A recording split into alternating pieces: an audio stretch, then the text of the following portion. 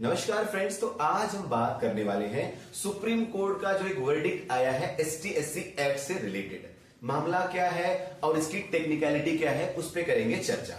असल में मामला यह है कि सुप्रीम कोर्ट का जो न्यू वर्डिक्ट आया है, जो नया फैसला आया है, उसके हिसाब से सुप्रीम कोर्ट के हिसाब से ST/SC का जो बेनिफिट है वो हिंदू को मिलेगा, बुद्धिस्ट को मिलेगा, सिख कम्युनिटी को मिलेगा और किसी को नहीं मिलेगा। इसके पीछे टेक्निकलिटी क्या है उस पर बात करने के लिए हमारे साथ एक्सपर्ट हैं जो आपको बताएंगे। पहले मैं आपको थोड़ा सा बैकग्राउंड बता देता हूं कि मामला शुरू कहां से हुआ है। एक्चुअली आंध्र प्रदेश के एक डिस्ट्रिक्ट के अंदर एक क्रिश्चियन पादरी थे, जो क्रिश्चियन जो धर्म के जो गुरु होते हैं वो थे। उनका डिस्प्यूट, उनकी लड़ाई हो गई किसी एक पर्सन के साथ और इन दोनों की फाइल पहुंच गई कोर्ट के अंदर।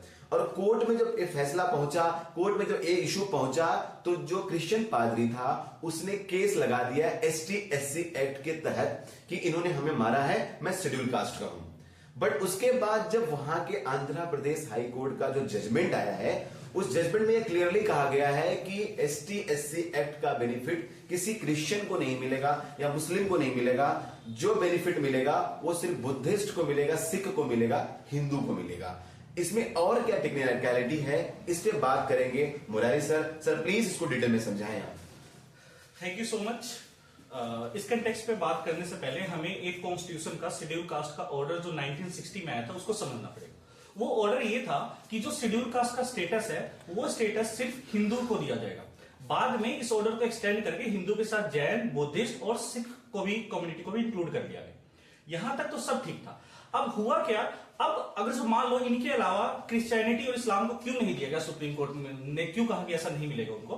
क्योंकि अकॉर्डिंग टू ट्रेडिशन क्रिश्चियनिटी और इस्लाम में कास्ट का डिवीजन नहीं होता। जब कास्ट का डिवीजन नहीं होता तो वहां पे डिस्क्रिमिनेशन नहीं होता है according to the supreme court. तो जब डिस्क्रिमिनेशन नहीं होता तो वहां पे शेड्यूल का स्टेटस आपको नहीं मिलेगा। अब जब शेड्यूल का स्टेटस नहीं मिलेगा तो हो क्या रहा है, आपको इसमें तीन चीजों पर फायदा देखना पड़ेगा कि कोई भी कम्युनिटी जो रिलीजियस कन्वर्जन करके जाता है तो उसमें हो क्या रहा है, तीन चीज। एक तो आपको ST का स्टेटस नहीं मिलेगा, दूसरा आपको रिजर्वेशन बेनिफिट नहीं मिलेगा, तीसरा आप किसी भी दूसरे लोग के ऊपर SC/ST एक्ट का मुकदमा जो है नहीं कर सकते। तो ये तीन टेक्निकलिटीज है। अब सुप्रीम कोर्ट के आगे प्रॉब्लम यह है कि राइट टू रिलीजियस कन्वर्जन हमारा फंडामेंटल राइट है। अब सुप्रीम कोर्ट इसको किस नजरिए से देखता है, ये सुप्रीम कोर्ट के ऊपर देखा जाता है। तब तक के लिए जुड़े हैं, आगे इसी के ऊपर ऐसी टॉपिक के ऊपर बात करेंगे। धन्यवाद।